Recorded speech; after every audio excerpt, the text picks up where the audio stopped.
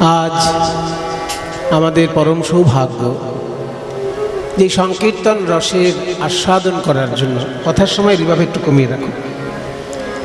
সংকীর্তন রসের আস্বাদন করার জন্য আমরা সকলে সমবেত হয়েছি এখানে। ভগবান শ্রীকৃষ্ণ তার লাদিনী শক্তি স্বরূপিণী শ্রী রাধারানী যুগলে বিরাজ করছেন, তারই সঙ্গে প্রেমের ঠাকুর শ্রী গৌরাঙ্গ মহাপ্রভু আর তার অভিন্ন তত্ত্ব শ্রী নিত্যানন্দ প্রভু, এই দুইজন বিরাজ করছেন। তাদের সম্মুখে আজকে আপনারা সমবেত হয়েছেন এই কীর্তনের রস আস্বাদন করার জন্য। বাংলার কীর্তনের একটা বিরাট বড় ইতিহাস আছে। সেই ইতিহাসের শুরুর দিকে যারা ছিলেন তাদের খুব বেশি নাম পাওয়া যায় না, একজন দুজনের নাম আমরা ইতিহাসের শুরুর দিকে পাই। যেমন ধরুন জয়দেব গোস্বামী, তার লেখা গীতগোবিন্দম, এই গীতগোবিন্দ কাব্য যখন বাংলার বুকে গাওয়া হতো সেই যুগটা লক্ষণ সেনের সময়, এবং তারপরে জনসাধারণের মধ্যে যে কৃষ্ণ কীর্তনের প্রচার ছিল তার একটা খুব গোছানো সাহিত্য রচনা করেছিলেন বড়ুচণ্ডীদাস। তার শ্রীকৃষ্ণ কীর্তন কাব্যে আমরা চৈতন্য পূর্ববর্তী কীর্তন গানের যে সাহিত্য সেটা আমরা পাই। এবার সুর যদি কেমন ছিল বলেন, সেগুলো কিন্তু পরবর্তী কীর্তনের মধ্যেই সঞ্চারিত রয়ে গেছে। খুব বিশেষভাবে দেখানো সম্ভব নয় যে এটাই ওই সুর ওটাই সেই সুর, কিন্তু তবুও মিলেমিশে আছে। যেমন অনেকগুলো সুর এখনও কীর্তনের নিজস্ব সুর বলেই পরিচিত। সারা ভারতবর্ষে শাস্ত্রীয় সঙ্গীতে নানা রকমের রাগ প্রচলিত আছে, মানে কয়েক হাজার রাগ রাগিনী আছে, সঙ্গীতজ্ঞদের মধ্যে বিচরণ করছে। কিন্তু কীর্তনের নিজস্বতা রয়েছে ভারতের শাস্ত্রীয় সঙ্গীতের পূর্ব দিকের যে অংশ, অর্থাৎ বাংলা, বিহার, উড়িষ্যা, এই যে দিকটা, আর বাংলার পূর্ব দিকে যদি আরও ধরি মণিপুর, ত্রিপুরা ইত্যাদি, এই গোটাটা পূর্ব ভারত। ওদিকে বিহার, উড়িষ্যা থেকে শুরু করে পূর্ব দিকটা সবটাই পূর্ব ভারত। এই পূর্ব ভারতে যে সঙ্গীত রীতি প্রচলিত ছিল সেই সঙ্গীত রীতি কিন্তু এখন বাংলার কীর্তন গানের মধ্যেই ধরে রাখা আছে। যেমন ধরুন বেহাগ রাগের একটা সুর, কীর্তনের বেহাগ রাগ শুনলে আর বর্তমানে খেয়াল গানে যে বেহাগ রাগের সুর আছে তার পার্থক্যটা বোঝা যায় যে কোনটা আমাদের পূর্ব ভারতে বেহাগ হিসেবে প্রচলিত ছিল। ঠিক একইভাবে অন্যান্য সুর, যেমন একটা আছে পটমঞ্জরি সুর। এই পটমঞ্জরি রাগটা কীর্তন গানে এখনও একইভাবে গাওয়া হয়, কিন্তু পটমঞ্জরিতে কাউকে খেয়াল চট করে গাইতে শুনবেন না। পটমঞ্জরি রাগে নজরুল ইসলামের গান আছে, কিন্তু খেয়াল গান চট করে শোনা যায় না। বাংলার কীর্তন গানে পটমঞ্জরি রাগেরও কিন্তু রূপ আছে। কাজেই এক কথায় যেটা বলা যায় যে ভারতের পূর্ব দিকের যে শাস্ত্রীয় সঙ্গীত সেটা কিন্তু কীর্তনের মধ্যে ধরে রাখা আছে। তবে হ্যাঁ, খুঁজে বার করাটা খুব কঠিন কাজ, খুব গবেষণার কাজ। আমাদের এই বাংলার কীর্তনের মধ্যে চৈতন্য মহাপ্রভুর ঠিক পরের যে প্রজন্ম, তাদের মধ্যে নরোত্তম দাস ঠাকুর মহাশয় এই কীর্তনকে রাগ রাগিনীর আশ্রয়ে একটা সুচারু রূপে নিবদ্ধ করেছিলেন। সেই নরোত্তম দাস ঠাকুর সম্পর্কে আজকে আমরা একটু শুনব, জানব। নরোত্তম দাস ঠাকুরের দুটো পরিচয়, একদিকে তিনি বৈষ্ণব আচার্য আর একদিকে তিনি সঙ্গীতাচার্য। কারণ রাগ রাগিনী তিনি নিজে যতটা জানতেন, উত্তর ভারতে গিয়ে আরও সমৃদ্ধ হয়েছিলেন। যেহেতু তিনি রাজপুত্র ছিলেন, তাই রাজকীয় সঙ্গীতের যে রূপ রীতি সেগুলো তার ভিতরে ছোটবেলা থেকেই আগে থেকেই প্রবেশ করেছিল। তারপর সে আরও উত্তর ভারতে গিয়ে বৃন্দাবনে থেকে যখন উত্তর ভারতের সঙ্গীতের সঙ্গে পরিচিত হলেন, সেইটাকে নিয়ে বাংলার কীর্তন গানে এমন একটি রূপ দিলেন, সেটা বাংলার নিজস্ব শাস্ত্রীয় সঙ্গীত হয়ে রইল। সেই কীর্তন গানের নামটা হচ্ছে গড়ানহাটি কীর্তন। কীর্তনের অনেক ভাগ আছে, যে কীর্তন গানে রাগ রাগিণীকে আশ্রয় করে এবং আখর কম দিয়ে যে কীর্তন গান গাওয়া হতো সেটা গরানহাটি কীর্তন। আর সেই গরানহাটি কীর্তনের প্রতিষ্ঠাতাই হচ্ছেন নরোত্তম দাস ঠাকুর মহাশয়। আজকে আমরা তার সম্পর্কে জানব। আগে একটু চৈতন্যদেব সম্পর্কে শুনে নি। পদকর্তা চৈতন্যদেব সম্পর্কে বলছেন যে অখিল ভুবন ভরি হরি রসবাদর বরিক্ষত চৈতন্য মেঘে। অর্থাৎ চৈতন্য মহাপ্রভু রূপী যে মেঘ নেমে এলো বাংলার সৌভাগ্যাকাশে, সেই গৌরাঙ্গ মেঘে যে বর্ষণ করল, সেই বর্ষণটা কি না হরি রসবাদর, হরি রসের বন্যা। হরি রসের বন্যা বয়ে গেল, কৃষ্ণ প্রেম রসের বন্যা বয়ে গেল গৌরাঙ্গ মেঘের দ্বারা। আমরা যে বৃষ্টি দেখতে পাই, আকাশে মেঘ জমে বৃষ্টি হয়, এই বৃষ্টিটা কিন্তু আমাদের যে জল দেয় সেই জলটা কি জল? বিজ্ঞানীদেরকে জিজ্ঞেস করবেন, বিজ্ঞানীরা বলে বৃষ্টির জলে কিন্তু অ্যাসিড মেশানো থাকে। দেখবেন বৃষ্টির জল গায়ে পড়লে ঘামাচি মরে যায়। অনেকে আছে না, গায়ে ঘামাচি থাকলে বৃষ্টির জলে গিয়ে স্নান করে। কারণ কি? বৃষ্টির জলে ঘামাচি মরছে, নদীর জলে মরছে না, পুকুরের জলে মরছে না। কেন মরছে না? না, বৃষ্টির জলে অ্যাসিড আছে, সেই জন্য ঘামাচি মরে যাচ্ছে। তাহলে বৃষ্টির জল ঠান্ডা জল, ভালো জল, ভালো জল তো বটেই, কিন্তু তাতে অ্যাসিড মেশানো আছে। আর আমার গৌরাঙ্গ মেঘ থেকে যে বৃষ্টি নেমে এলো, সেই বৃষ্টি হচ্ছে প্রেমের বৃষ্টি। কৃষ্ণ প্রেমের বন্যায় ভাসিয়ে দিল। কোথায় ভাসিয়ে দিল? অখিল ভুবন ভরি, সারা বিশ্ব ব্রহ্মাণ্ডকে যেন প্লাবিত করলো কৃষ্ণ প্রেমের বন্যায়। অখিল ভুবন ভরি হরি রসবাদর বরিক্ষত। বরিক্ষত মানে বর্ষিত হচ্ছে। কোথা থেকে? চৈতন্য মেঘে। আর সেই মেঘের প্রেম জল যারা পান করছে তারা কারা? না, বৃষ্টির জলের জন্য যারা আশা করে বসে থাকে তাদেরকে বলে চাতক পাখি। চাতক পাখি অন্য জল খায় না, সে শুধু বৃষ্টির জলের জন্য আকাশের দিকে তাকিয়ে থাকে। ঠিক তেমনি গৌরাঙ্গ মেঘ থেকে যখন প্রেমের বৃষ্টি ঝরে পড়ছে, তখন ভকত চাতক যত তারা পিবি পিবি অবিরত। ওই ভকত চাতক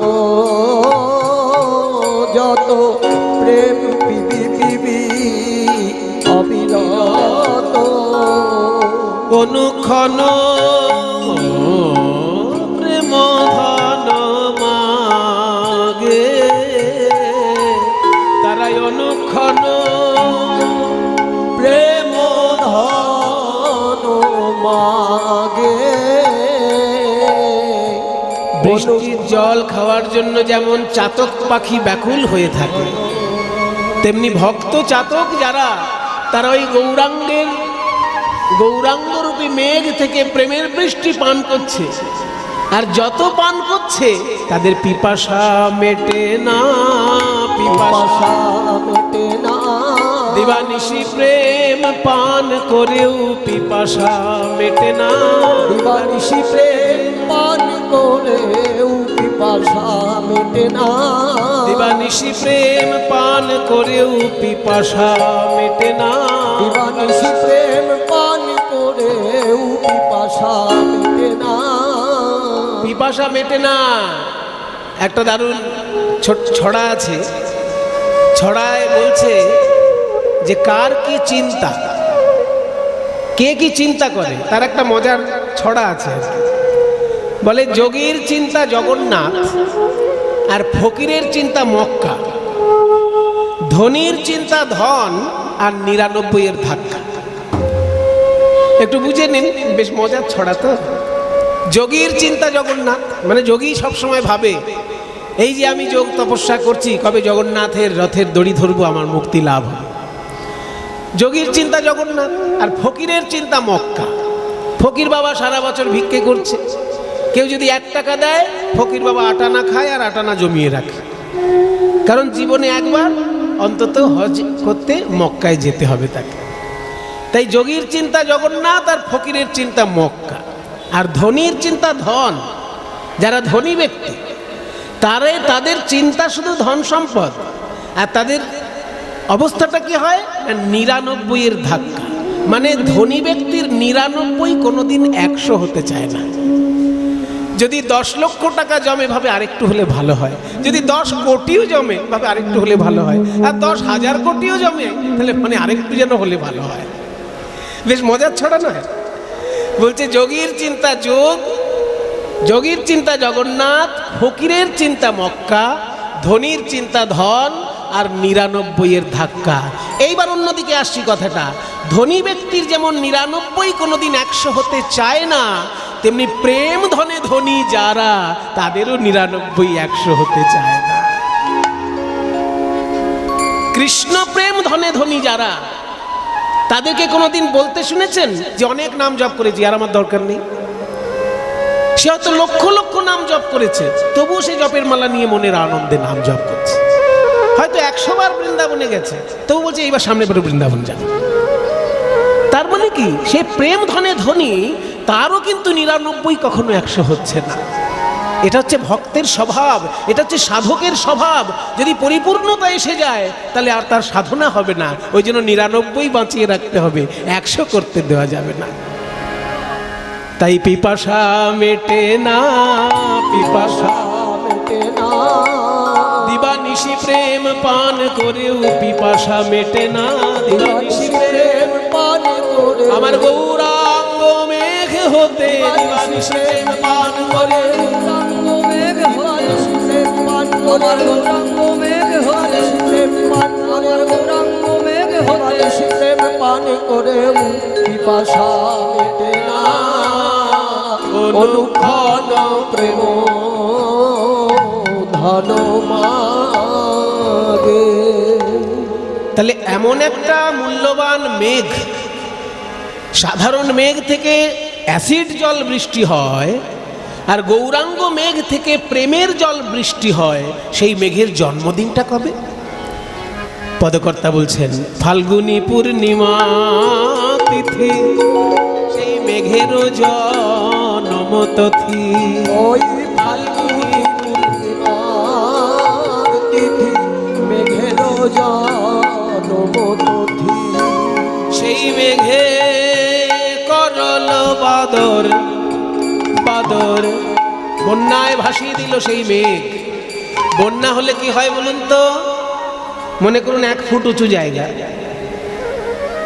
কিংবা 2 ফুট উঁচু জায়গা, কিন্তু সেখানে যদি 10 ফুট জল হয়ে যায়, কোন জায়গা 2 ফুট উঁচু, কোন জায়গা 1 ফুট উঁচু, সেগুলো কি আর বোঝা যায়? সব তখন সমান হয়ে যায়। ঠিক তেমনি চৈতন্য মেঘ আসার আগে আমাদের উঁচু নিচু ব্যাপারটা ছিল। এই ব্রাহ্মণ এ হচ্ছে উঁচু, এ ক্ষত্রিয় এ হচ্ছে মাঝারি, এ বৈশ্য এ হচ্ছে সেজো টাইপের, এ শূদ্র এ হচ্ছে নিচু। তাহলে এই যে ব্রাহ্মণ ক্ষত্রিয় বৈশ্য শূদ্র উঁচু নিচু ব্যাপারটা ছিল, যখনই গৌরাঙ্গ মেঘের প্রেম বর্ষণ হলো, সব মিলেমিশে একাকার হয়ে গেল। তাই বলি উঁচা নিচা যত ছিল, সব প্রেম জলে ভাসাইল। উঁচা নিচা যত ছিল, প্রেম জলে ভাসাইল। আমার গোরা বড় দয়ার সাগর গো, গোরা বড় দয়ার আমার গোরা বড় দয়ার সাগর গো, গোরা বড় দয়ার সাগর। কিছু কিছু মানুষ আছেন, হাজার বার বললেও তাদের সম্ভব হয় না মাটিতে নেমে এসে ধুলো মাখা। আর প্রেম কোথায় থাকে? ওই চরণ ধুলার মধ্যেই থাকে।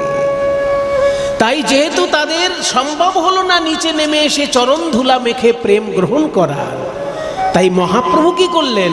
ওই প্রেম আবার উপরে পৌঁছে দিলেন। তারা যেখানে আছে সেখানেও প্রেম পৌঁছে দিলেন। দেখবেন জলের ধর্ম হচ্ছে নিচের দিকে যাওয়া, তাই তো জল সব সময় নিচের দিকে যায়। কিন্তু জলে যদি যন্ত্রযোগ হয়, মানে জলে যদি একটা মোটর মেশিন লাগিয়ে দেওয়া হয়, পাম্প মেশিন লাগিয়ে দেওয়া হয়, তাহলে সেই জল 5 তলা 10 তলার উপরে উঠে যাচ্ছে। ঠিক তেমনি যারা অভিমান মঞ্চে বসে আছে, নিচে নামতে পারলো না, প্রেম পেল না, মহাপ্রভু কি করলেন? এক একজন ভক্তরূপী যন্ত্রের মাধ্যমে সেই প্রেম সর্বস্তরে পৌঁছে দিলেন। তাই পদকর্তা বলছেন, জীবেরে করিয়া যন্ত্র হরিনাম মহামন্ত্র।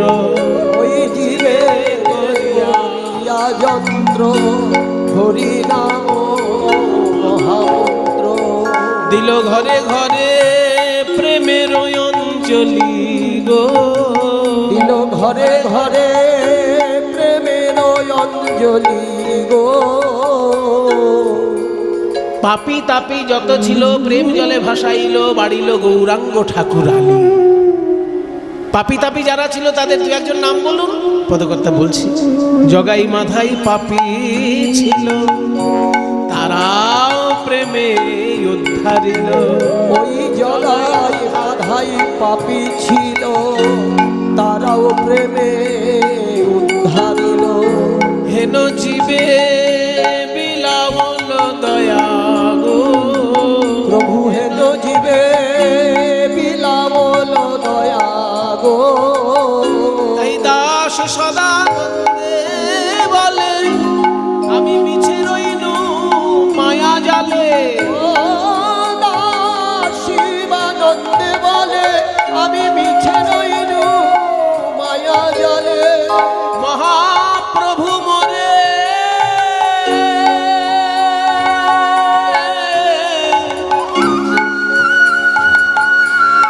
প্রভু মোরে দেহ পদ ছায়া গো, আমি মিছে রইনু মায়া জালে।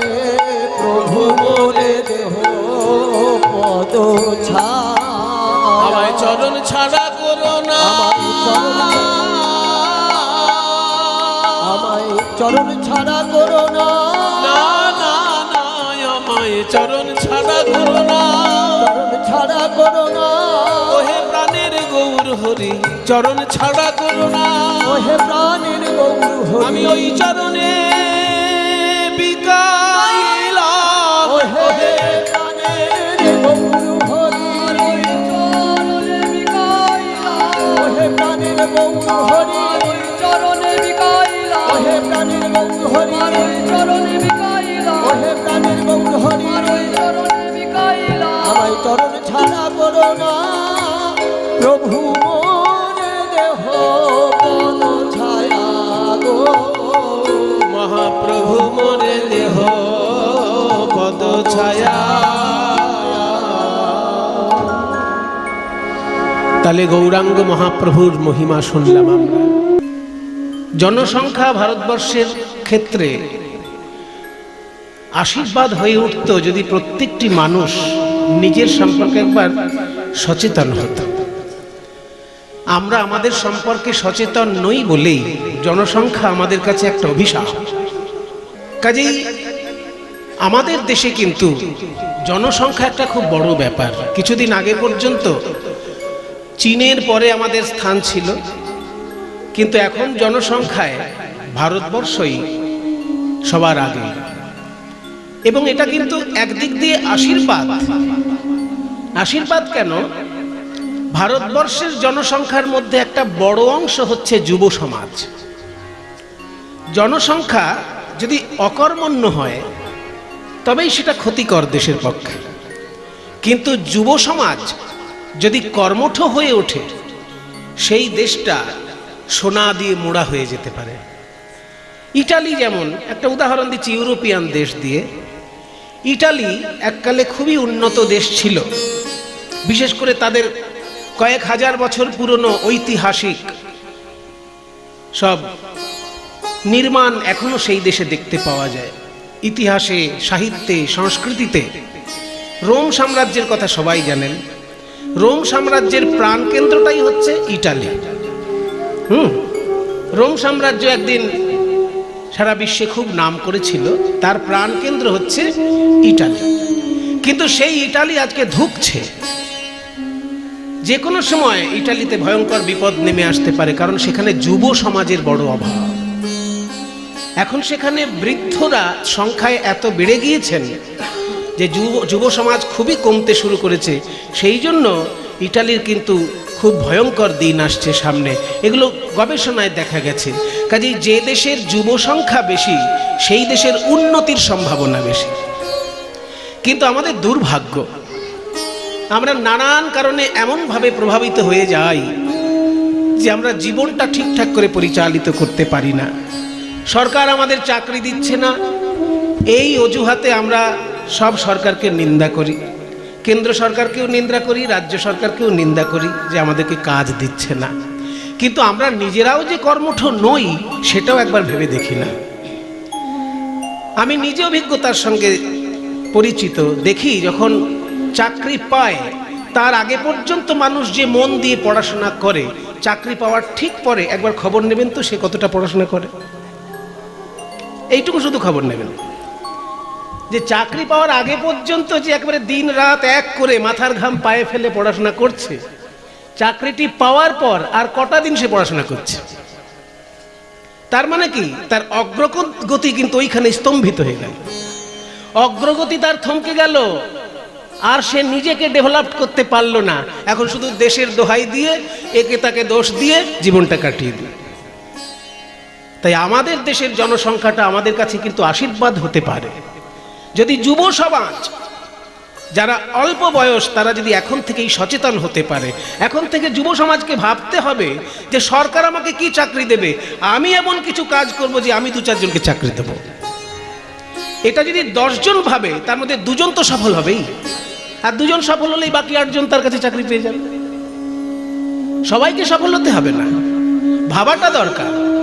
10 জন যদি ভাবে যে আমি এমন কিছু কাজ করব যে আমি 5 জনকে চাকরি দেব, তাহলে এই 10 জন শুনে 10 জন যদি ভাবতে পারে 2 জন হয়তো সার্থক হবে, কিন্তু সেই 2 জনের কাছে তো বাকি 4 জন কাজ পাবে, কর্মসংস্থান নিজেদের মধ্যেই হয়ে যাবে।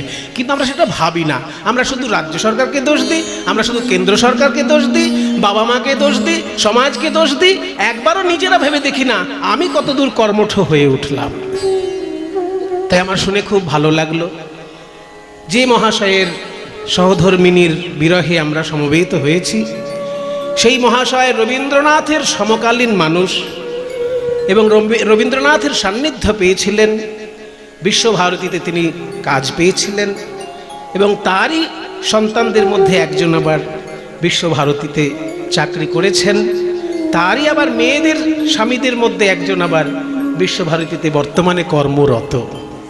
কাজেই এই যে পরিবার, এইরকম পরিবার সব জায়গায় তৈরি হোক, এটাই ভগবানের কাছে প্রার্থনা করি।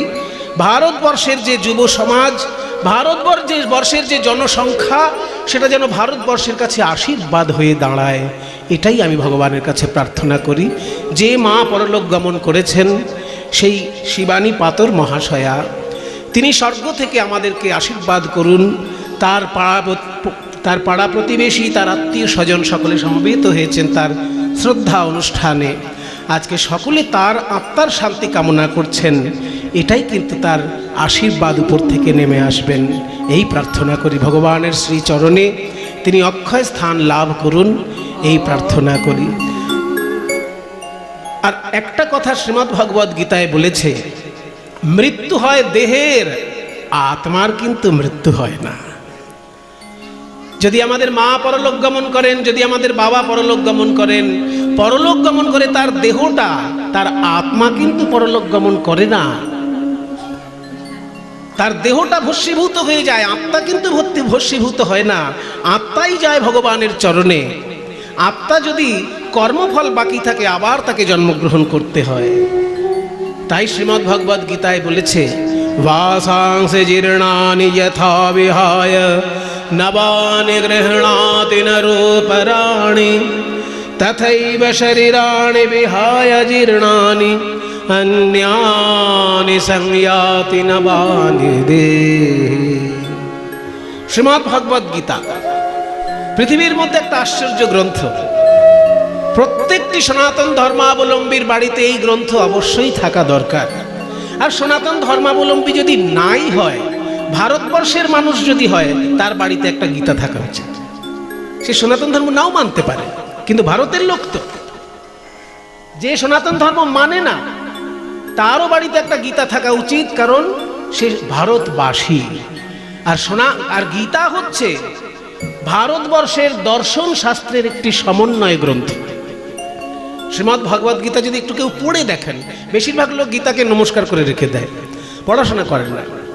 কিন্তু যারা পড়ে গীতা তারা জানে যে শ্রীমদ্ ভগবদ গীতা হচ্ছে এমন একটা বই যেখানে সেই যুগের ভারতীয় দর্শনের যতগুলো ধারা ছিল তার সকলগুলোর একটা সমন্বয় করা হয়েছে। যেমন ধরুন যোগ দর্শন, যোগ নিয়ে আলোচনা করার একটা ধারা, ব্রহ্ম নিয়ে আলোচনা করার একটা ধারা, কর্ম নিয়ে আলোচনা করার একটা ধারা, ভক্তি নিয়ে আলোচনা করার ধারা। এই যে কর্ম, জ্ঞান, যোগ, ভক্তি, এগুলো সব এক একটা পথ, কিন্তু সমস্ত পথেরই সমন্বয় হয়েছে শ্রীমদ্ ভগবদ গীতার মধ্যে। কাজেই আপনি যদি ভারতবর্ষের মানুষ হন, আপনি যদি ভারতবর্ষের দর্শন সম্পর্কে কোনো খোঁজ খবর রাখতে চান, তাহলে আপনার বাড়িতে একটা গীতা থাকতেই হবে। আপনি যে ধর্মেরই লোক হন, আর আপনি যদি নাস্তিকও হন, আপনার বাড়িতে একটা গীতা থাকতে হবে। কারণ আপনি যদি ভারতকে ভালোবাসেন, আপনি গীতা বাড়িতে রাখবেন। কারণ শ্রীমদ্ ভগবদ গীতা হচ্ছে ভারতীয় দর্শনের একটা সমন্বয় গ্রন্থ। সেইখানে ভগবান শ্রীকৃষ্ণ বলছেন, একদম ছেলে মানুষকে বুঝানোর মতন অর্জুনকে বুঝাচ্ছে। যখন কেউ বিপদে পড়ে না, তার হাজার বুদ্ধি থাকলেও সে কিন্তু ছেলে মানুষ হয়ে যায়, তখন কোনো দিশেহারা হয়ে যায়, খুঁজে পায় না পথ। তাই অর্জুন আজকে এত বুদ্ধিমান, অর্জুন এত বীর পুরুষ, কিন্তু সে আজকে দিশেহারা। কারণ যাদের সঙ্গে যুদ্ধ করতে হচ্ছে তাদের মধ্যে হয় আত্মীয় আছে, নয় গুরুবর্গ আছে, হয় গুরুজন নয় গুরুবর্গ। ভীষ্ম হচ্ছে গুরুজন, আর দ্রোণাচার্য হচ্ছেন গুরুদেব। তাহলে গুরুবর্গও রয়েছে আর গুরুজনও রয়েছে, তাদের সঙ্গে লড়াই করতে হবে অর্জুনকে। এই জন্য দিশেহারা হয়ে গেছে অর্জুন। তখন ভগবান শ্রীকৃষ্ণ বুঝাচ্ছেন, দেখো, ন্যায়ের পক্ষে থেকে তুমি যদি যুদ্ধ করো, বিপরীতে যেই থাক, তোমার পাপ পুণ্যের চিন্তা করার দরকার নেই, আমি তার দায়িত্ব নিলাম। আর একটা জিনিস জানবে, তুমি যাকে মারছো মরছে, কিন্তু তার দেহ, তার আত্মা মরছে না। এইবার বাচ্চা ছেলেকে বুঝানোর মতন বুঝাচ্ছেন ভগবান। বাসাংসি জীর্ণানি যথা বিহায়, মানে জীর্ণ বস্ত্র মানুষ যেমন পরিত্যাগ করে। বাসাংসি জীর্ণানি, ভেঙে ভেঙে বুঝে নেন। বাসাংসি মানে বস্ত্র, জীর্ণানি মানে জীর্ণ, জীর্ণ বস্ত্র। আমরা বাংলায় বলার সময় জীর্ণটা আগে বলি, বস্ত্রটা পরে বলি, কিন্তু সংস্কৃতে এমন একটা বন্ধন আছে যে বিশেষণ যদি থাকে, বিশেষণ দেখলেই বুঝতে পারা যায় কোন শব্দের বিশেষণ, ওই জন্য আগে পরের অত ব্যাপার থাকে না, বিশেষণটা পরে আছে। বাসাংসে জীর্ণানি, বর্ণ বস্ত্র জীর্ণ। তার মানে দুর্গাপুজো আসলে পরে আমরা যেমন জীর্ণ জামা কাপড় ছেড়ে দিয়ে নতুন জামা কাপড় পরি, ঠিক তেমনি আত্মা আমাদের জীর্ণ দেহ ত্যাগ করে নতুন দেহ ধারণ করে। এই জীর্ণ দেহ ত্যাগ করাটাকে বলে মৃত্যু, আর নতুন দেহ ধারণ করাকে বলে জন্ম। কিন্তু কথাটা যত সহজে বলে ফেলা হলো, এত সহজে মেনে নেওয়া যায় না। এই যে যার মাতৃদেব পরলোক গমন করেছেন, যার ঠাকুমা পরলোক গমন করেছেন, যার দিদিমা পরলোক গমন করেছেন, সে কি অত সহজে মেনে নিতে পারবে যে আমার ঠাকুমা শুধু দেহটাকে ত্যাগ করেছেন বস্ত্রের মতন, জীর্ণ বস্ত্রের মতন? এটা আমরা মেনে নিতে পারি না সহজে, কিন্তু এটাই সত্য কথা যে জামা কাপড় যেমন পুরনো হলে ছেড়ে দিতে হয়, তেমনি দেহ ত্যাগ করতে হয় দেহ জীর্ণ হয়ে গেলে। অমনি একটা প্রশ্ন চলে আসে যে যদি বয়স্ক মানুষ দেহ ত্যাগ করে, তাহলে না হয় জীর্ণ বস্ত্রের সঙ্গে উদাহরণটা মিলে যায়, কিন্তু যদি অল্প বয়স্ক কেউ মারা যায়, তখন তো জীর্ণ বস্ত্রের সঙ্গে উদাহরণ মিলল না, তাহলে কথাটা নিশ্চয়ই ভুল আছে। বলে শোনো, সেইখানে অর্থটা হচ্ছে যে জীর্ণ মানে কালের দ্বারা জীর্ণ নয়, কর্মফলের দ্বারা জীর্ণ দেহ ত্যাগ করে। আরো সহজ করে ব্যাপারটা বুঝে নিন। যদি কেউ মিলিটারিতে চাকরি পায়, তাহলে মিলিটারি থেকে সে পোশাক পায়, কিন্তু মিলিটারির চাকরিতে যখন তার রিটায়ারমেন্ট ঘটে, তখন কিন্তু ওই সরকারি পোশাক তাকে অফিসে জমা দিয়ে আসতে হয়। বাড়িতে সে ওইটা পরতে পারে না। চাকরি করার সময় শুধু মিলিটারি পোশাক পরবে, বাড়িতেও মিলিটারি পোশাক পরে ঘুরছে, এটা কিন্তু হয় না। এবার মনে করুন একটা লোক গতকালকেই নতুন টাটকা পোশাক পেয়েছে, আর আজকেই তার রিটায়ারমেন্টের ডেট, তাহলে কি করবে? ওই টাটকা পোশাকটাই তাকে অফিসে ফেরত দিয়ে আসতে হবে। সে বলতে পারবে না যে সবে তো টাটকা পেয়েছি, আরো বছর দুয়েক পরে নি কাপড়টা। বলে না, তোমার চাকরি যখন শেষ, পোশাক টাটকা থাকলেও তোমাকে অফিসে ফেরত দিতে হবে। ঠিক তেমনি যার যখন কর্মফল শেষ হয়, তাকে এই দেহটা ফেরত দিতে হয়। বয়স তার যাই হোক, যখনই কর্মফল তার শেষ হবে, এই দেহটা এই জগতে রেখে যেতে হবে। তাই যে মা আমাদেরকে আশীর্বাদ করার জন্য পরলোক গমন করেছেন, সেই মায়ের চরণে আমরা সবাই নমস্কার জানাই। তার আত্মীয় স্বজন তার আশীর্বাদে সবাই সুখে থাক, তার এই পরিপূর্ণ পরিবার আরও সমৃদ্ধি লাভ করুক, এই প্রার্থনা ভগবানের চরণে জানাই। আজকে দেখি গৌরাঙ্গ মহাপ্রভুর ভাবটি কেমন, তারপর রাধাকৃষ্ণ লীলায় আমরা প্রবেশ করব। গৌরাঙ্গ মহাপ্রভু আজকে ঘোষণা করে দিলেন যে আজকে আমার নৌকায় যদি কেউ পারাপার করে, তাকে 1 পয়সাও পারের কড়ি দিতে হবে না। এবার বিনা পয়সার ঘোষণা যদি কেউ করে বাবা, দেখবেন সেখানে কাতারে কাতারে লোক চলে আসে। সে যে বলে না যে বিনামূল্যে যদি পাওয়া যায় তাহলে কিল চড়ও ছাড়তে নেই, মানে কিল চড়ও যদি পাওয়া যায় বিনামূল্যে, সেটাও নিয়ে নাও। তা বিনামূল্যে আজকে ঘোষণা করে দিয়েছে যে যারা যারা নৌকায় পার হবে তাদের পয়সা লাগবে না। আর তাই শুনে কাতারে কাতারে মানুষ এসে নৌকায় ভরে গিয়েছে, আর মহাপ্রভু কীর্তন শুরু করেছেন। কিন্তু আশ্চর্য ব্যাপার, এই হাজার হাজার লোকের দিকে না তাকিয়ে মহাপ্রভু একজনের দিকে তাকিয়ে গান গাইছেন। কে সেই ভাগ্যবান যার দিকে তাকিয়ে মহাপ্রভু গান গাইছেন? বলি, প্রিয় গদাধর সঙ্গে পুরব রঙ্গে। ওই প্রিয় গদাধর সঙ্গে পুরবর ভসরঙ্গে। প্রিয় গদাধর সঙ্গে পুরবর ভসরঙ্গে। আজ নৌকায় বসিয়া বসিয়া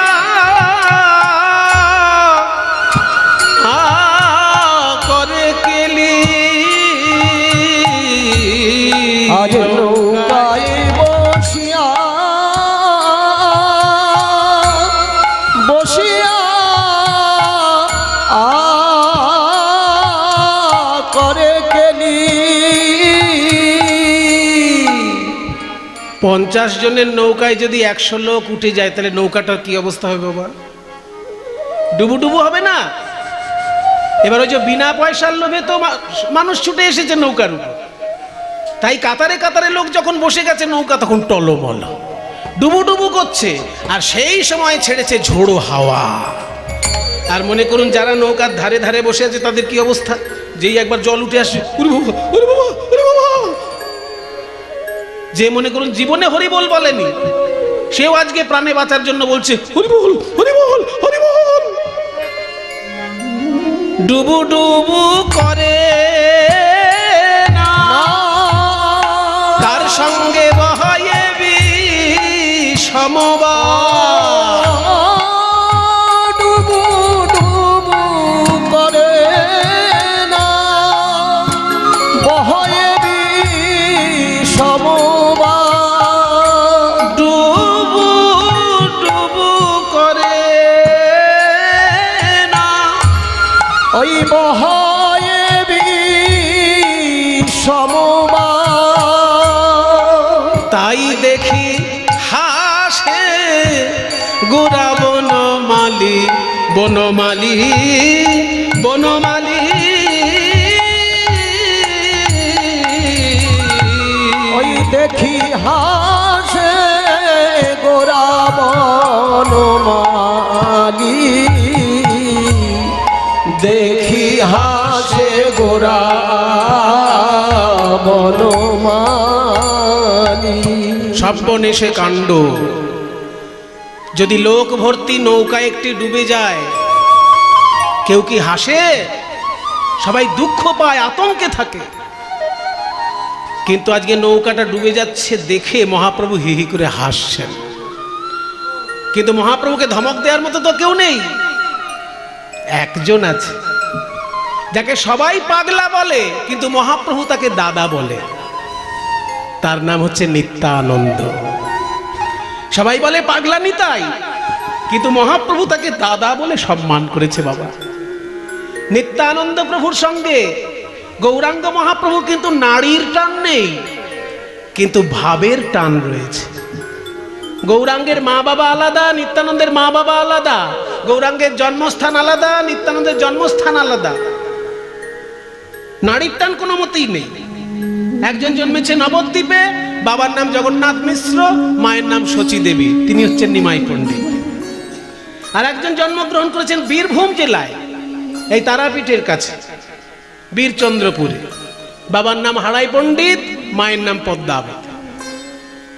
বাবা মা আলাদা, জন্মস্থান আলাদা, জেলা আলাদা।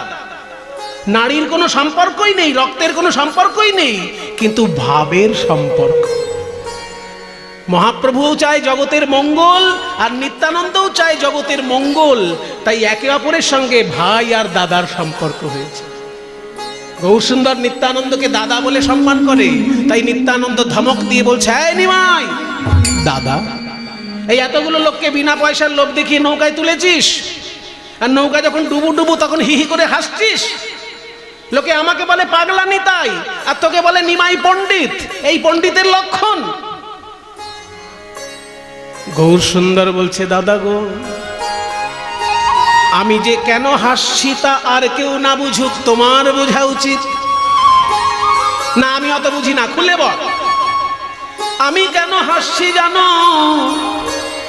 এই যে প্রাণের ভয়ে আজকে যারা হরিবোল হরিবোল বলছে, আমি একদিন নিজেই এদের বাড়িতে গিয়েছিলাম, হাতে পায়ে ধরে বলেছি, ওরে কলিজি, পশু পাখির জীবনের থেকে মানুষের জীবনের পার্থক্য কোথায় জানো? সহজে বুঝে না। পশু পাখিও খায়, ঘুমায় আর বংশ বিস্তার করে। মানুষেও খায়, ঘুমায় আর বংশ বিস্তার করে। কাজেই খাওয়া, ঘুমানো আর বংশ বিস্তার, এটা পশু পাখির সঙ্গে মানুষের কোনো পার্থক্য নেই। তাহলে পার্থক্য কোথায়? ধর্ম হিতে সামধিকো বিশেষ ধর্মে নহি না পশুভিঃ সমান। অর্থাৎ মনুষ্য জীবনে পরমার্থ লাভ হয়, পরমার্থ, সেটা পশু পাখির জীবনে হয় না ভাই।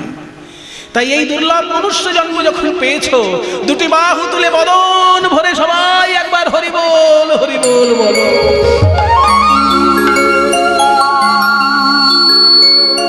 আজকে আপনারা কতজন হাত তুলে হরিবোল বললেন, এই কথাটা আপনারা বুঝতে পেরেছেন। আর মহাপ্রভু আমার থেকে আরো অনেক ভালো করে বুঝিয়েছেন। তবুও কিছু লোক তখন হরিবোল বলেনি। তাই মহাপ্রভু একটা বুদ্ধি খাটিয়েছেন, যে বিনা পয়সার লোভ দেখিয়ে লোকগুলোকে নৌকায় তুলবো, আর যখন নৌকা ডুবু ডুবু হবে তখন যারা হরিবোল বলেনি তারাও প্রাণের ভয়ে হরিবোল বলবে। আর সেই কাণ্ডটাই ঘটেছে চোখের সামনে। আমার তাই হাসি পেয়েছে, আমার তাই হাসি পেয়েছে, তাই হাসি পেয়েছে, তাই হাসি পেয়েছে। এরা প্রাণের ভয়ে হরি বলছে, তাই হাসি পেয়েছে। এরা প্রাণের ভয়ে হরি বলিছে, তাই হাসি পেয়েছে। এরা প্রাণের ভয়ে হরি বলছে। যেদিন পায়ে ধরেছি কেউ বলে না, প্রাণের ভয়ে হরি বলছে। পায়ে ধরেছি কেউ বলে না, প্রাণের ভয়ে হরি বলেছে। পায়ে ধরেছি কেউ বলে না, প্রাণের ভয়ে হরি বলেছে। পায়ে ধরেছি কেউ বলে না, প্রাণের ভয়ে হরি বলিছে, তাই হাসি পেয়েছে। দেখি হাসে গোরা বনমালী। কারোর চোখের সামনে যদি একটা নৌকা ডুবে যায়, সে লোকটা কি করবে? সে যদি নদী তীরে দাঁড়িয়ে থাকে, সে যদি ভালো সাঁতার জানে, তাড়াতাড়ি ঝাঁপিয়ে পড়ে দু চারজনকে বাঁচানোর চেষ্টা করবে। আর যদি তার সাঁতার ভালো জানা না থাকে, সে নদী তীরে দাঁড়িয়েই হাত তুলে ঠাকুরকে ডাকবে না, ঠাকুর ওই দেখো নৌকা ডুবে যাচ্ছে, রক্ষা করো ঠাকুর, ওদেরকে রক্ষা করো। আজকেও নবদ্বীপে তাই ঘটছে। মহাপ্রভুর নৌকা ডুবে যাচ্ছে মনে করে গঙ্গার দুই পাড়ে কাতারে কাতারে লোক সমবেত হয়েছে, তারা হাত তুলে ভগবানকে ডাকছে, হরিবোল হরিবোল বলছে হাত তুলে দুই পাড়ে। তার মানে নৌকায় যারা আছে তারা প্রাণের ভয়ে হরি বলছে, আর নদীর পাড়ে যারা আছে তারা বাঁচানোর উদ্দেশ্যে হরিবোল বলছে, হরি সবাই বলছে। এটাই তো মহাপ্রভু চেয়েছিলেন। ঘন ঘন হরি বল কেহ করে উতরল, ঘন ঘন হরি বল কেহ করে ঘন ঘন হরি বল কেহ করে উতরল, ঘন ঘন হরি বল কেহ করে উতরল, ঘন ঘন হরি বল কেহ করে উতরল। কুলে নদী আর লোক দেখে, কুলে নদী আর লোক দেখে, কুলে নদী আর লোক দেখে। ভুবন মোহন নাইয়া দেখিয়া বিবশ হই, ওই ভুবন মোহন নাইয়া দেখিয়া বিবশ হইয়া, ভুবন মোহন নাইয়া দেখিয়া বিবশ হইয়া। যুবতী ভুলিল লাখে লাখে, যুবতী ভুলিল লাখে লাখে। সুরধুনি তীরে দণ্ডায়মানা নদিয়া নাগরিগণ একে অপরকে বলছে, ওরে সজনী, এই নবদ্বীপে জন্মে অনেক নাবিক তো দেখলাম, কিন্তু এমন নাবিক দেখি নাই। এমন নাবিক দেখি নাই, না না না, এমন নাবিক দেখি নাই, এমন নাবিক দেখি নাই। জনমিয়ে নবদ্বীপে এমন নাবিক দেখি নাই। জনমিয়ে নবদ্বীপে এমন নাবিক দেখি নাই। নাবিককে ডাকতে হয়, সে নৌকা নিয়ে আসলে তবে পার হওয়া যায়, কিন্তু গৌর হরি আমার এমন নাবিক, হা গৌর বলে ডাকলে পরেই ভব নদী অনায়াসে পার হওয়া যায়। তাই এমন নাবিক দেখি নাই, এমন নাবিক দেখি নাই। এমন নাবিক আছে বলেও শুনি নাই, যার নাম নিলেই পার হবে, আছে বলেও শুনি নাই। নাম নিলে এমন নাবিক আছে বলেও শুনি নাই, নাম নিলে এমন নাবিক আছে বলেও শুনি, যার নাম নিলে এমন নাবিক আছে বলেও শুনি, যার নাম নিলেই এমন নাবিক আছে বলেও শুনি, যার নাম নিলেই পার হয়। এমন নাবিক দেখি নাই। যুবতী ভুলিল লাখে লাখে, আহা যুবতী ভুলিল লাখে লাখে, যুবতী ভুলিল লাখে লাখে। জগ জনচিত চোর গৌর সুন্দর মন, চোর গৌর সুন্দর মন, যা করে তাহাই পর দেখো। জগ জনচিত চোর গৌর সুন্দর মন, যা করে তাহাই পর দেখো। গৌরাঙ্গ মহাপ্রভু যে লীলা করছেন তা পরতেখ, মানে প্রত্যক্ষ। এমন নয় যে 500 বছর আগে মহাপ্রভু নৌকায় হরিবোল হরিবোল করেছেন, তা নয়, এখনো করছেন। এখনো যেইখানে হরি সংকীর্তন হচ্ছে, জানবেন মহাপ্রভুর সেখানে লীলা হচ্ছে। এখনো যেইখানে হরি সংকীর্তন হচ্ছে, জানবেন মহাপ্রভুর কৃপা সেখানে একদম বন্যা বইছে। যেখানেই সংকীর্তন, যেখানেই প্রেমের বন্যা, সেখানেই মহাপ্রভু।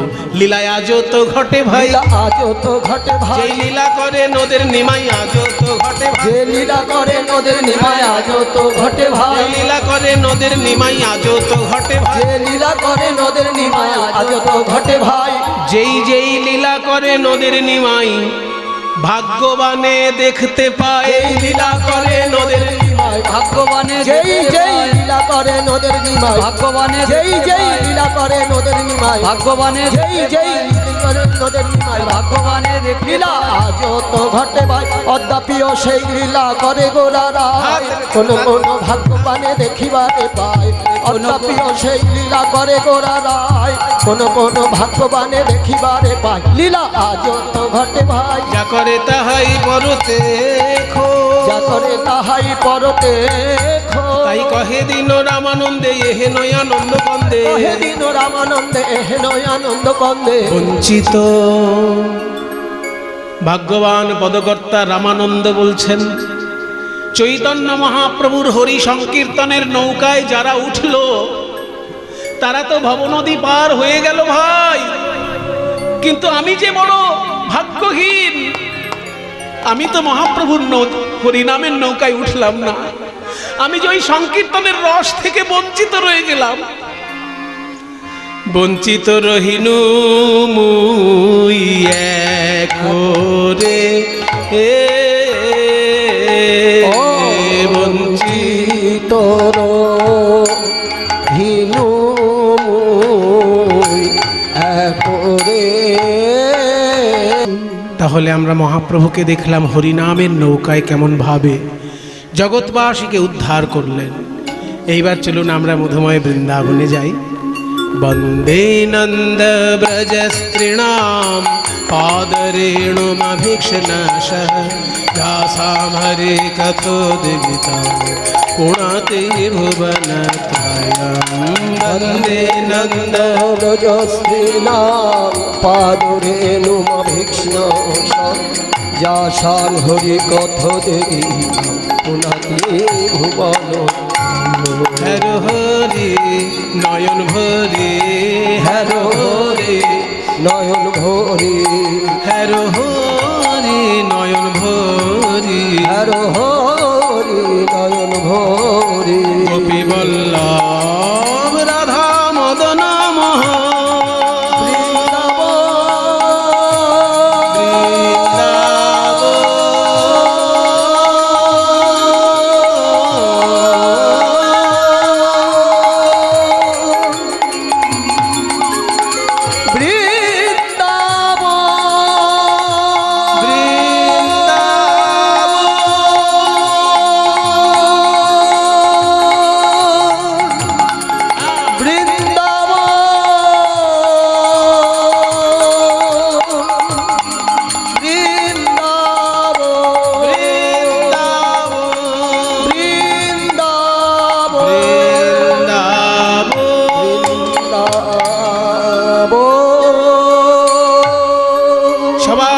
বৃন্দাবন ধাম কি, রাধা রানী কি, গোস্বামী বৃন্দ কি, নিজ নিজ শ্রী গুরু মহারাজ কি। মধুময় শ্রীধাম বৃন্দাবন। বিকেল বেলার ঘটনা। সারাদিন বন্ধু বান্ধব শ্রীদাম সুদাম দাম বসুদামের সঙ্গে খেলা করতে করতে বিকেল বেলায় প্রাণ গোবিন্দ বলছেন, শ্রীদাম সুদাম, আমার এই গরু বাছুরগুলোকে তোরা একটু দেখে শুনে রাখতো, আমি একটু যমুনার তীরে যাব আর এক্ষুনি ফিরে আসব। আজকে আসলে ভগবানের মনে পড়েছে যমুনাকে জন্মদিনে একটা কথা দিয়েছিলেন ভগবান। ভগবান শ্রীকৃষ্ণের যখন জন্ম, এই যে জন্মাষ্টমী তিথি ভগবানের আবির্ভাব তিথি, তো এই ভগবান নেমে আসেন কখন না, যখনই ধর্মে গ্লানি প্রবেশ করে আর অধর্মের অভ্যুত্থান ঘটে। यदा यदा हि धर्मस्य ग्लानिर्भवति भारत अभ्युत्थानम धर्मस्य तदा आत्मानं सृजाम्यहम्। ভগবান বলছেন তখনই আমি নিজেকে সৃষ্টি করি যখন ধর্মের মধ্যে গ্লানি আসে। ধর্ম শব্দের এখানে অর্থ হচ্ছে দায়িত্ববোধ। যে যে দায়িত্ব নিয়েছে সেই দায়িত্বে যদি তার পরিপূর্ণ দায়বোধ না থাকে, সঙ্গে সঙ্গে কিন্তু ভগবান নেমে এসে ধর্ম প্রতিষ্ঠা করেন। যার যা দায়িত্ব সেটা তাকে পালন করতে হবে। শিক্ষক শিক্ষকের দায়িত্ব পালন করবেন, চিকিৎসক চিকিৎসকের দায়িত্ব পালন করবেন, দেশে যারা সেনাবাহিনী তারা সেনাবাহিনীর দায়িত্ব পালন করবেন। যে যে দায়িত্বটা নিয়েছে সেটা যদি ঠিকঠাক পালন করে তাকেই বলে ধর্ম। ধর্মের আসল ব্যাখ্যাগুলো আমাদের জানতে হবে। ধর্ম মানে কি? ধরে রাখা। ধর্ম শব্দের অর্থ হচ্ছে ধরে রাখা। কি ধরে রাখা? মনুষ্যত্ব ধরে রাখা। পশু যেমন তার পশুত্ব ধরে রাখে, পাখি যেমন তার পাখিত্ব ধরে রাখে, তেমনি মানুষ যদি মনুষ্যত্ব ধরে রাখে সেটাই তার কাছে ধর্ম।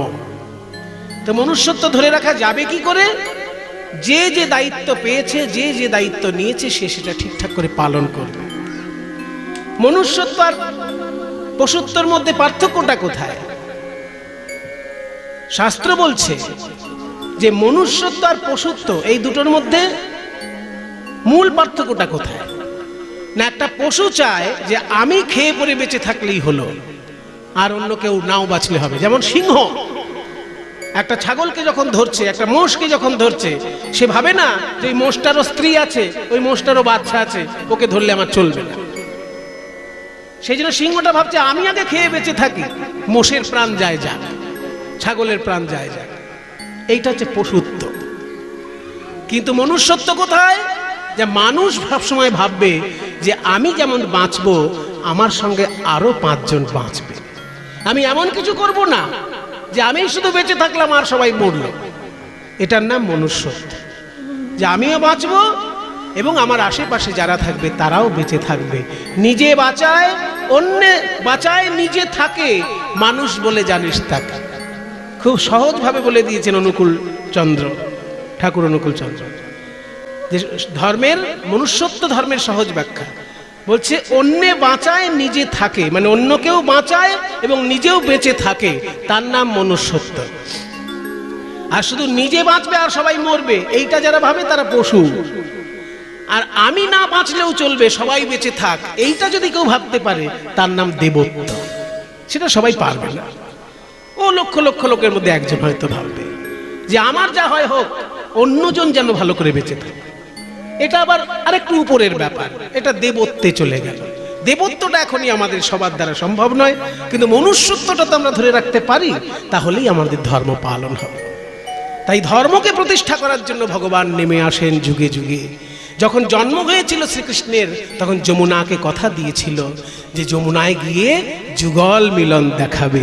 আজকে সেই কথা মনে হয়েছে, তাই শ্রীদাম সুদামকে বলছে ওরে তোরা গরু বাছুর দেখ, আমি একটু যমুনার তীরে যাই।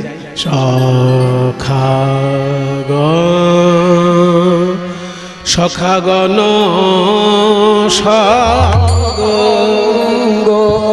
সঙ্গ ছড়ি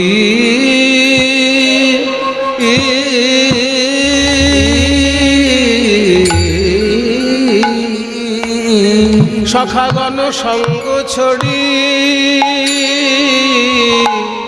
ছড়ি যদুনা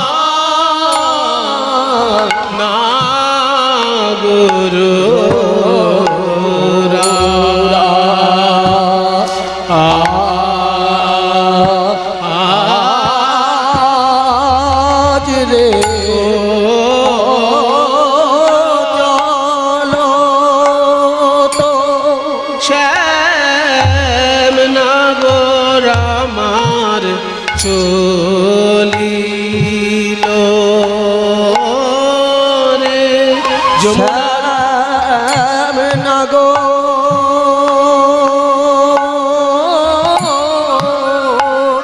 নাগর আমার চলিল রে শ্যাম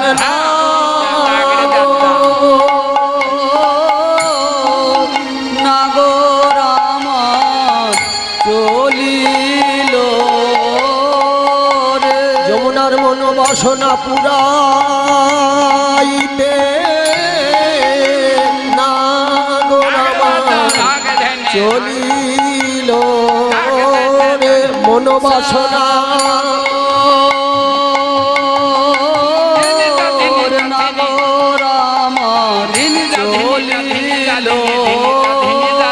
অধরে মুরলি লয়ে নাগর আমার চলিল রে অধরে মুরলি লয়ে নাগর আমার চলিল যমুনার তীরালো করে নাগর আমার চলিল রে যমুনার তীর আলো করে নাগর আমার চলিল রে ত্রিভঙ্গ বঙ্কিম ঠামে নাগর আমার চলিল রে বঙ্কিম ঠামে নাগর আমার চলিল ভঙ্গি করে নাগর আমার চলিল রে, কত ভঙ্গি করে নাগর আমার চলিল, অধরে মুরলি লয়ে নাগর আমার চলিল রে, অধরে মুরলি লয়ে নাগর আমার চলিল রে, অধরে মুরলি লয়ে নাগর আমার চলিল রে, ধরে মুরলি লয়ে নাগর আমার চলিল রে, যমুনার তীরালো করে নাগর আমার চলিল রে, যমুনার তীরালো করে নাগর আমার চলিল রে, যমুনার তীরালো করে নাগর আমার চলিল রে, যমুনার তীরালো করে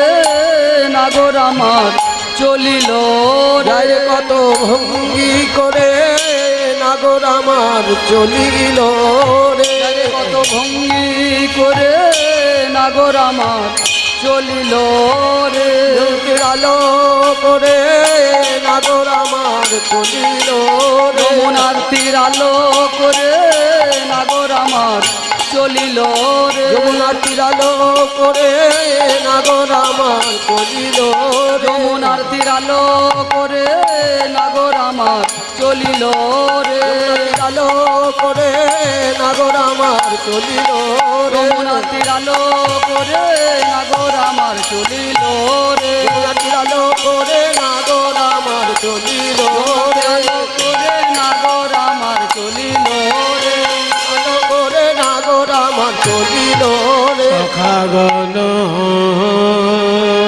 সঙ্গ ভাবিনি মনোরথে চলো না বিপিন পথে ভাবিনি মনোরথে, ভাবিনি মনোরথে, ভাবিনি মনোরথে, ভাবিনি ভাবিনি মনোরথে ভাবি মনোরথে চলল বিপিন পথে, সাধিতে মনোমথ কাজ রে। সখাদের সঙ্গ ত্যাগ করে সখাগণ সঙ্গ ছড়ি যদুনন্দন চলতহি চলেছেন নাগররাজ রসিক শিরোমণি গোবিন্দ চলেছেন কোথায়? যমুনার তীরে। কিভাবে না? ভাবিনী মনোরথে, অর্থাৎ মহাভাব স্বরূপিণী রাধারানীকে মনোরথে আরোহণ করিয়ে নিয়ে চলল বিপিন পথে, বাগানের পথ দিয়ে চলেছেন গোবিন্দ। সাধিতে মনোমথ কাজ, সেই যে লীলাবিলাস করবেন বলে গোবিন্দ চলেছেন যমুনার তীরে। অখিল ভুবন ভরি হরিরস বাদর পরিখত চৈতন্য মে পরিখত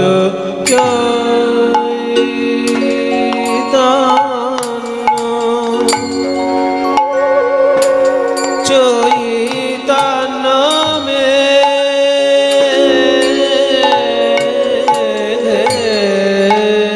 পরিখত পরিখত পরিখত চৈতন্য চৈতন্য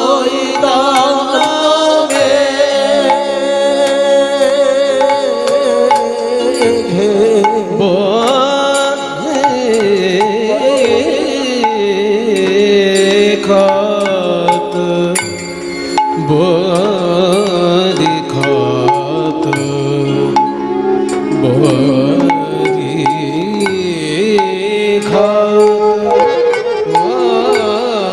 বরিখত বরিখত চৈতন্য মেঘে চৈতন্য মেঘে চৈতন্য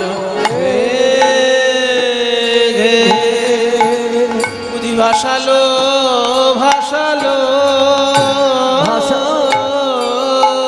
কিবা ভাসালো ভাসালো দেখো ভাসালো ভাসালো দেখো ভাসালো ভাসালো ওই প্রেম বন্যায় ত্রিভুবন ভাসালো ভাসালো ওই প্রেম বন্যায় ত্রিভুবন ভাসালো ভাসালো প্রেম বন্যায় ত্রিভুবন ভাসালো ভাসালো প্রেম বন্যায় ত্রিভুবন ভাসালো ভাসালো প্রেম বন্যায় ত্রিভুবন ভাসালো ভাসালো প্রেম বন্যায়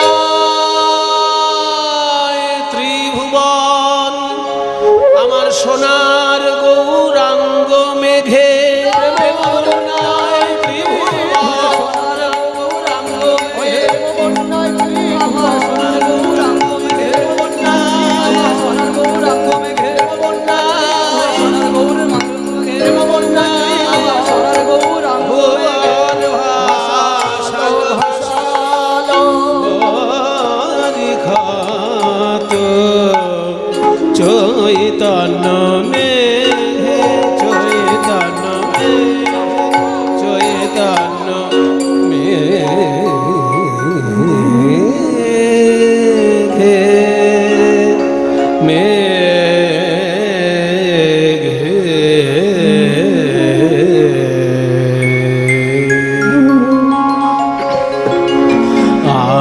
आनन्दलीलामय विग्रहाय हेमाभरिव्यच्छति सुन्दराय तस्मै